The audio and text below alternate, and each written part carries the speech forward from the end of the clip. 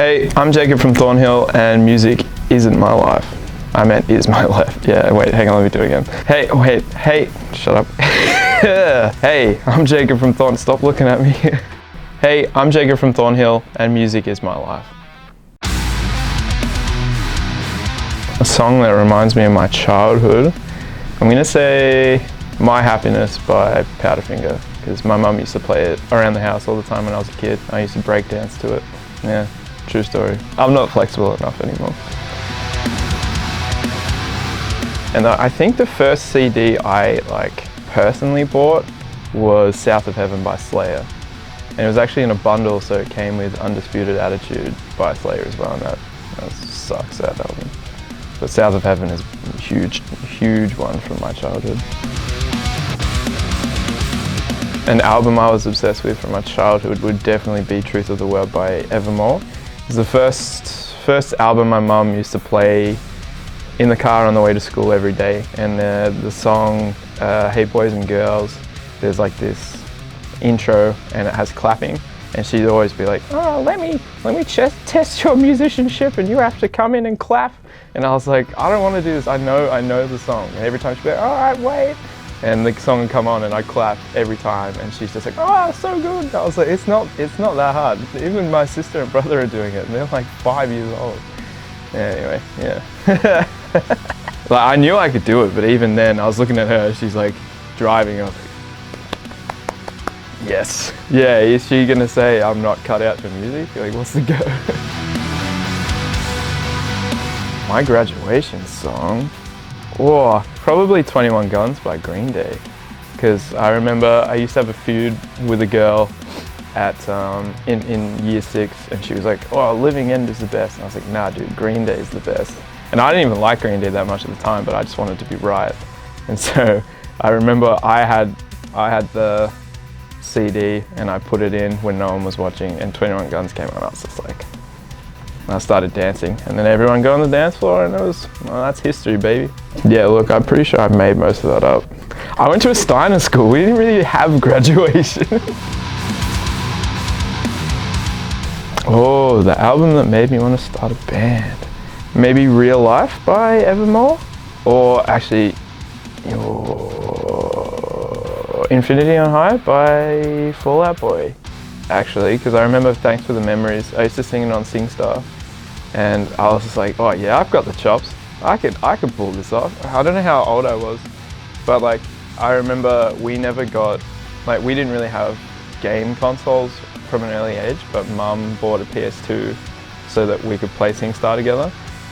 Don't ask, alright, I don't know why. I mean, I just wanted to play Tony Hawk, and she's like, you know SingStar? Anyway, so we had like all the SingStars, and I remember like Thanks for the Memories, I think, was on it, and I was just belting it out.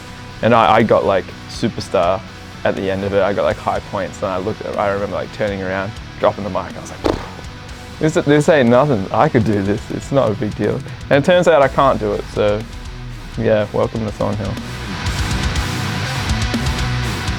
A song that makes me want to mosh, I'm gonna say a new track actually, Knock Loose, In the Walls. That song bangs, and it's got like a quote from Amityville Horror movie, which is like one of my favorite movies, at the end. But every time that breakdown comes in, I'm like, I could throw down. Like, I'm not a mosh dude, but like I could to this track.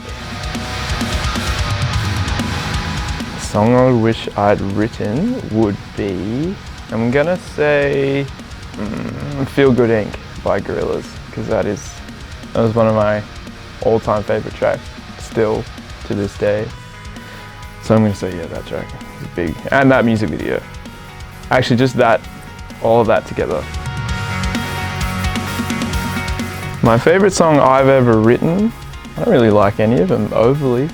I'm gonna say Nurture, because that was written pretty much part by part, and I kind of just had the vocals for the chorus written down pretty much as soon as Ethan wrote the guitar parts for it. It was like instant in my brain. I could just already hear it. I remember I sent it to him straight away. It's like, this is the chorus. And that never happens. Like, choruses are pretty hard to write. And I was like, dude, this is it. And he's like, oh, you're just copying the lead. And I was like, nah, bro, I wrote this. This is sick. And yeah, I don't think he's forgiven me for that, but it's still pretty funny. My most played album, yeah, Black Rat by DZ, Death Rays.